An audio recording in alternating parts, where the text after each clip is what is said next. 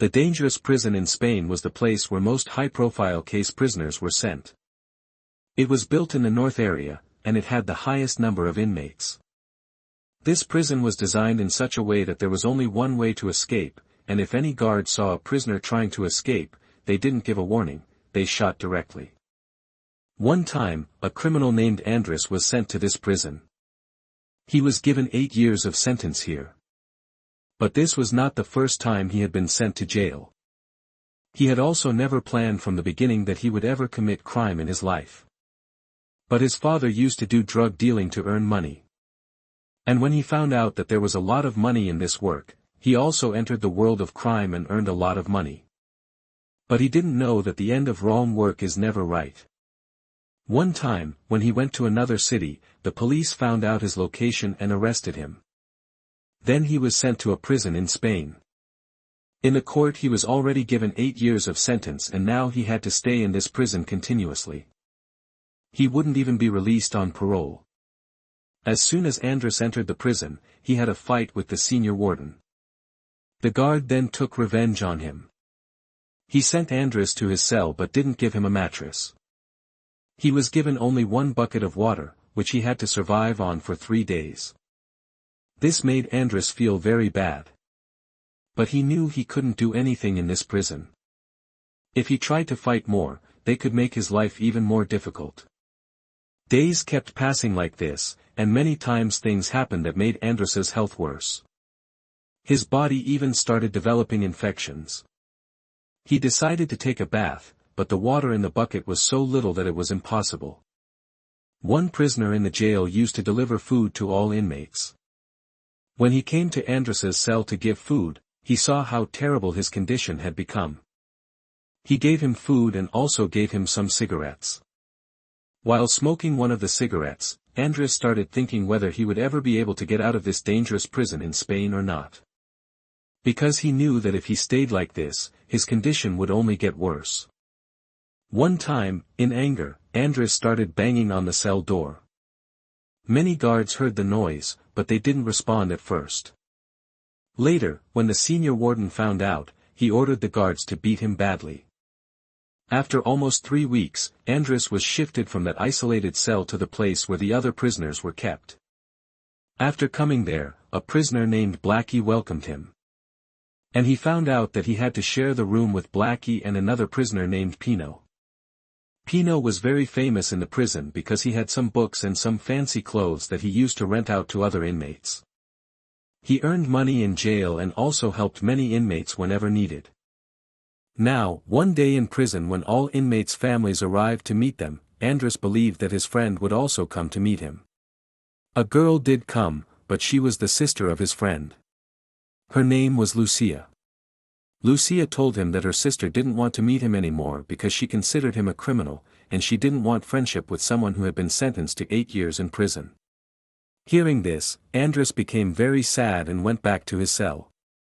One time, when Andris was in the compound, some prisoners suddenly started beating him because maybe he had argued with them earlier, and now they were taking revenge. They even took his clothes. Andris went to complain to the senior warden, but he refused to take the complaint because even filing a complaint cost $300.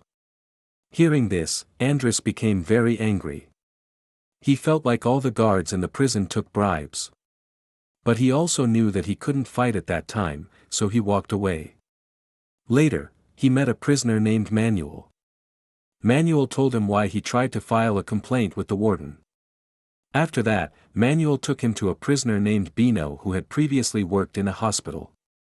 Bino told Andris to join his party.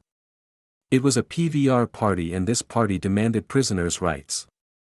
But Andris refused because he believed that if he joined any group, his problems might increase, and prisoners from other groups might attack him. One time, when Andris was going back to his cell, all the prisoners were shouting loudly, demanding that their sentences be reduced. Edward and Blackie were making fun of them, saying that no matter how much they shout, nothing would change and the government wouldn't listen. One day, Andris was in the prison compound when Boni came. Later, he gave Andris some papers and told him to write some revolutionary words on them, and that he should do this with his left hand so that no one could recognize his handwriting later. Andris agreed to what Boni said, and after going back to his cell, he spent the evening writing many revolutionary slogans on those papers. Then he showed those papers to the other prisoners and gathered them for a protest. One time, Blackie told Andris that he wanted to escape the prison because whenever his family members came to meet him, the guards always treated them badly and sent them away before time. So he said he would definitely make a plan to escape the prison and meet his family. One day, when Blackie was in his cell, and the next day when he went out for his prison work, the guards caught him within a short time. They took him to the warden's office because they found out that a tunnel was being dug inside the prison kitchen. After some time, the warden and a few guards went to his cell. Later, they told Andris that Blackie had died of a heart attack during interrogation. But Andris didn't believe it. He thought that Blackie did not die of a heart attack. But he was killed because the prison staff had found out that he was planning to escape. And maybe the same tunnel that was being dug in the kitchen was made by him so he could escape through it. But before he could do that, he was tortured badly and died. Now Andris became very angry, and he threw all the papers he had from the first floor and spread them all around the prison. As soon as the guards found out, they beat him badly. For some time, he was locked inside the dark cell. He was given nothing to eat and not even water to drink. After 1 week, they finally took him out of the dark cell. Some time later, Lucia came to the prison to meet him. She gave Andris a piece of newspaper. On that small piece, he read the news about prisoners' rights. He found out that the political situation in the country was changing. Many people had already gathered outside the prison to protest the next day. Some people tied letters to the leg of a chicken and sent it inside the prison. When the guards read those letters, they saw that the letters were talking about prisoners' rights. People had requested that the sentences of the prisoners should be reduced. Criminals who had purposely been given more punishment than their crime deserved had been treated unfairly. Their sentences should be reduced, and they should be released from the prison. Now the 3 prisoners inside the prison were shocked because earlier they thought that the protest inside the prison was useless. They believed the government would never listen. But now that so many people in the country were supporting them, they decided that they would also take part in the movement. Many days passed. The year 1977 had begun. Elections had also started in Spain, and different parties in the country were going to participate. After hearing this, the 3 prisoners, Pino, Boni, and Andris, went to meet the special prisoner of that prison, whose name was Andris. They told him to join the ongoing protest. But he refused because he believed that the punishment he had been given inside the prison was exactly the punishment he deserved. He also said that he had all the comforts inside his room anyway. After he refused, Boni showed him a ring on the table. He told Andris how once his boy was beaten brutally. Hearing this, Andris became extremely angry and decided that he would definitely take revenge for his boy's death from the guard. If he had to escape from the prison for it, he would definitely escape. After this, the 3 of them left. A few days later, the guards came into their room and destroyed everything. They took many books from there and even burned them. The next day, when the guards went to give food to the prisoners, they saw that one prisoner was screaming loudly inside his cell. When a guard went inside, the prisoner snatched his gun and took the guard outside at gunpoint.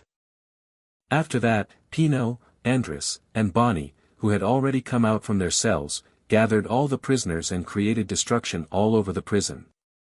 Soon, all the prisoners reached the roof of the prison and started shouting revolutionary slogans. Seeing this, all the guards in the prison were shocked because they had no idea how the prisoners reached the roof. They didn't even know that the prisoners had already taken some guards hostage inside. The guards tried to fire at them, but despite that, the prisoners continued shouting slogans, and the people gathered outside the prison also continued protesting. They were supporting the prisoners. After some time, the warden agreed to listen to the prisoners' demands. He knew very well that all the prisoners who were protesting inside the prison and the huge crowd outside were not going to stop so easily. After this, Boni and Andris talked to the senior warden in his office. After a long meeting, the warden agreed to the demands of the prisoners and asked them to stop the movement. Andris later told all the prisoners to stop the protest. But later, Boni found out that the person who had agreed to their demands during the meeting, the person they thought was a judge, was actually not a judge, he was a senior warden from another prison. As soon as they found this out, all the prisoners became very angry. Boni and Andris realized that the warden had tricked them to stop the movement. Before they could do anything, the guards attacked them, beat them, and locked them again in the dark cell. After staying there for a long time, they were called to the warden's office. The warden placed a paper on the table and asked them to sign it. According to that document, Andris and Boni would be shifted to another prison. They would stay there for 2 years, and after that, their punishment would be forgiven. He would be released, and then he would get out of prison. But if he did not sign the document, then for the crime of destroying the prison property and creating riots, his sentence would be increased by 10 more years. That means even after completing his punishment, he would still have to stay in this prison for many more years. Now, even though the offer was very good, he knew that if he signed, he would be released in just a few years after being shifted to another prison. But still, he did not agree to their offer because he could not betray his other companions who were part of this movement. The next morning, when Andris woke up, he found out that Boni was being shifted to another prison. That meant Boni had signed that document and accepted the warden's offer. Knowing this, Andris felt sad because Boni also wanted to stay in the movement. After that, one night the guards took Andris and another prisoner out of the prison because they were being shifted to another jail. That other jail was extremely dangerous and had very high security. As soon as they reached that jail, all 3 prisoners were given injections. Later, they were beaten and then sent to their cells. Many times they were beaten again and told to stop the movement. But even after so much torture, Andris and Pino did not agree. Now, while living in that jail, their health became very bad. Because of this, they were admitted to the hospital that was inside the prison. In the hospital, Andris told the doctor that all the guards tortured them, and sometimes they were not even given food. So he requested the doctor to send him back to the old prison. The doctor felt pity for him after seeing his condition. So later, the doctor prepared a report and had them transferred back to the old prison. Now both of them had reached the old prison.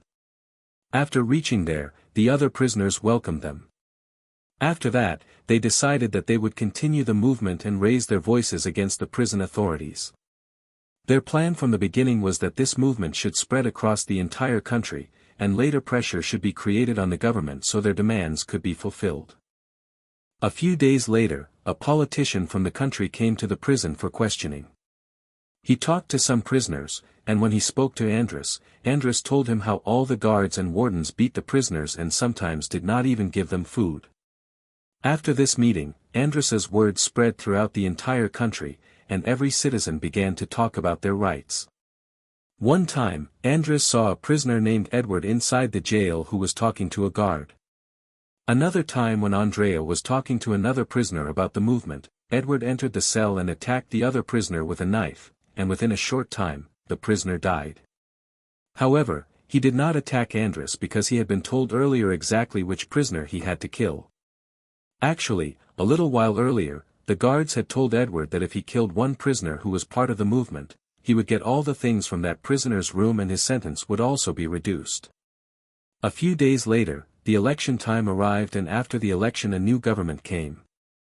This new government refused to accept the prisoners' demands.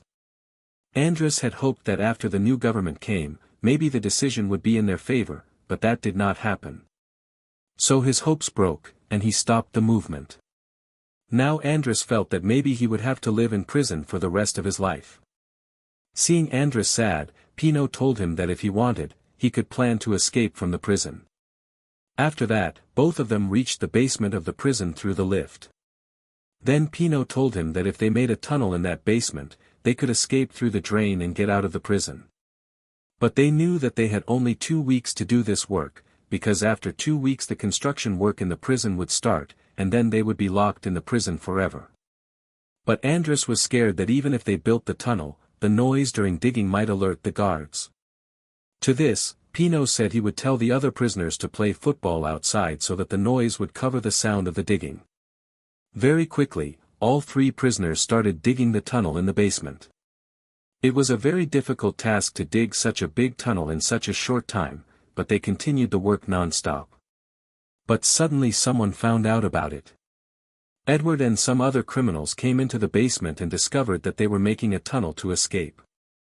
Later, they included Edward and the others in the plan too, otherwise, they would have told the guards and the warden everything.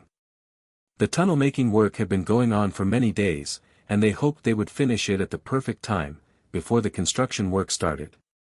Because they knew that for construction many laborers would come into the prison, which would make digging the tunnel very difficult and the guards and warden might find out.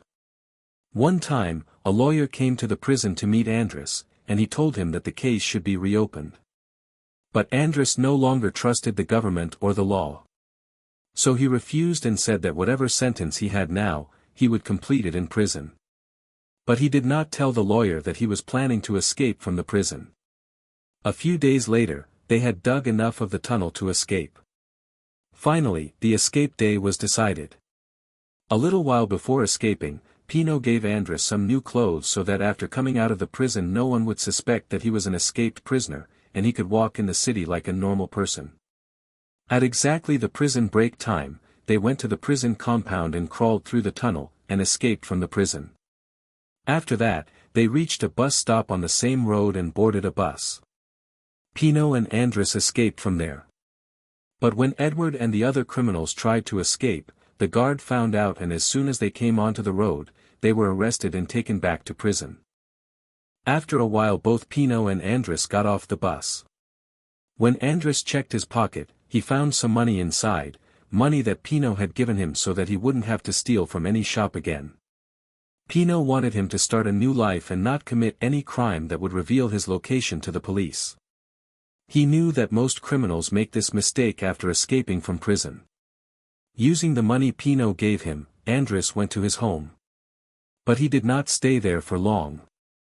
He knew that if the police found his old address, the investigation team could come there. So for the first few days, he stayed in different hotels under a different name. When he felt that the police investigation had ended and the case was closed, he left the hotel. He changed hotels many times, he never stayed in any hotel for more than 3 days. Later, he finally went home. Afterward, Andris tried to contact Pino to find out where he was, but he received no reply. One time when he went to meet him at the location Pino had mentioned earlier, he found the house locked. He understood that Pino had started living somewhere else and had also stopped committing crimes. Pino never committed any crime again that would send him back to prison. And the police were never able to find either of them again. Later, the case was closed. But both of them knew that there were still some prisoners in that jail who had been given a punishment much harsher than their crimes. So they wanted the movement to continue in the future so that those prisoners could get justice. Now, even though no one found out whether the movement continued later or not, both of them had successfully escaped from the prison. So that's it for this story. Tell me in the comments how you liked this story and like this video. I will meet you in the next video. Until then, goodbye.